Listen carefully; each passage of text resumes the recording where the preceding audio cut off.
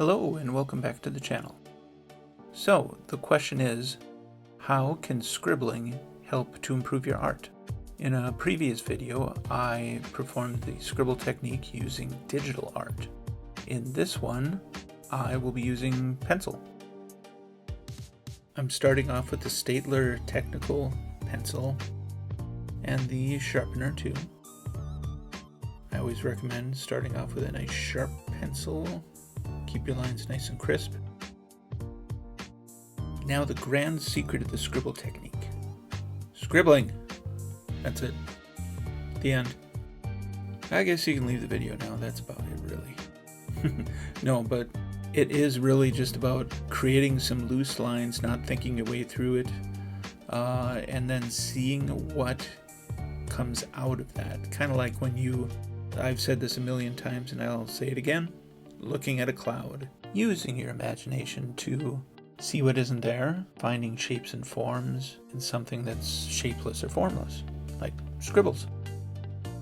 I came up with a bunch of scribbly lines there, and the overall shape of this creature was kind of like a bear cub, and it just kind of went from there. I'm pulling out different forms from it. Strange mouth, multiple eyes, monsterish. Doesn't have to be monsterish, it could have been something cute. But this is just how I was feeling at the moment. It's what jumped out at me and that's what I saw. Maybe there's something Freudian there. Anyways, yeah, just going in, pulling out forms, pushing things back with shadow, darker line work. When you work on something like this, it's not something that's precious. It's something that you can use to practice, loosen up, relax. You don't have to use any expensive materials. You could use a cheap plastic mechanical pencil or a school number 2 pencil and just doodle. Do that on some homework. Teachers love that, by the way. So here I am just moving on, going over some of the line work that I have. You don't have to be married to it though. If you want to go outside the lines, go for it. If you see something, stick with the lines. If it inspires you to do something else, do that. That appendage there, or arm, hand, whatever, is just, it's an absolute mess. It doesn't look like anything, and that's fine. It gives you a chance to draw.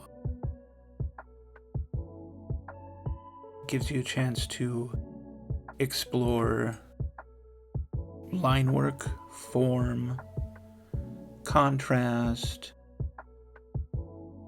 exercise your imagination, whatever. It gives you a chance to just get away from your 9 to 5 or stress or whatever. God, I sound like such a life coach there. I'm just continuing on, going over the lines that are there, trying to find something familiar from it, sharpening up that pencil. There you can see the line is a little more fine and precise after sharpening. I know, duh.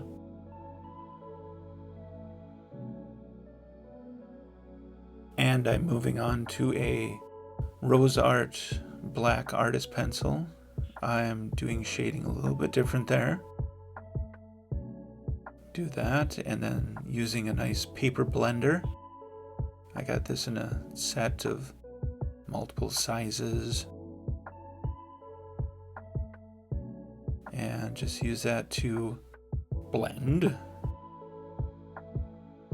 When you do something like this, you can exercise different techniques, see if they work together, like that right there.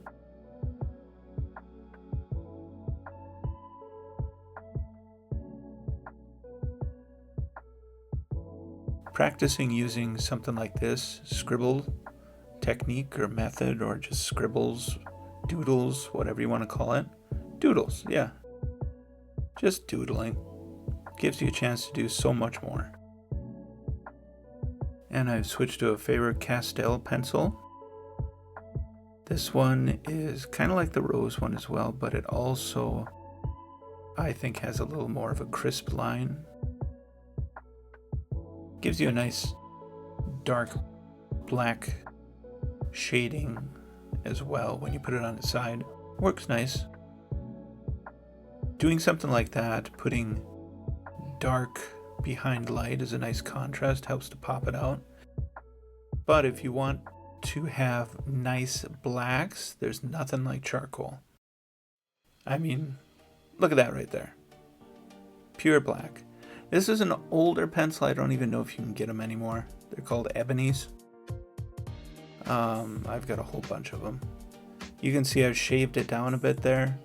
I used a scalpel and sandpaper. I'm gonna have videos coming up in the future where I showcase pencil techniques and tips and tricks and things like that, and I'll show some of that stuff. Anyways, went back to the Faber-Castell, darkening up the lines, popping things out a bit more.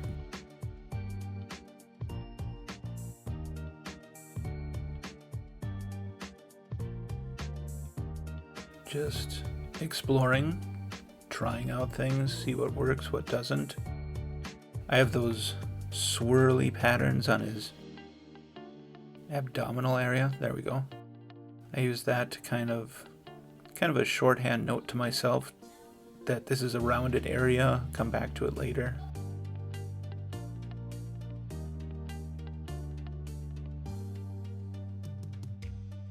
I'll do some future videos too where I talk about basics like line and form, contrast, balance, texture, etc.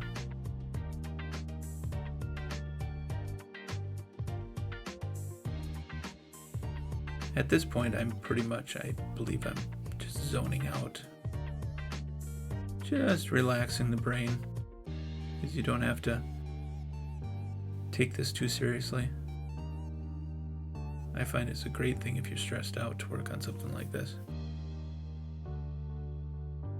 Something like this, for me anyway, I may come back to it and do some other designs, see if I can come up with a character that I could use in the future for, I don't know, some story. Little goblin, demon, bear cub creature thing, I don't know. Could be fun, you never know.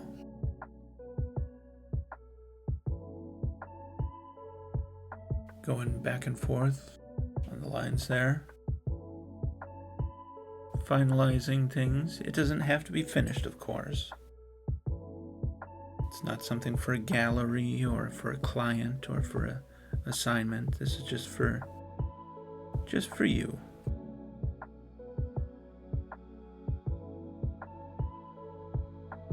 Yeah, just wrapping things up, going over parts that I think stand out the most, parts that I like. And yeah, I think we're gonna call that finished. And something like this you could also do with markers or pens, whatever. Have fun. All right. Till next time.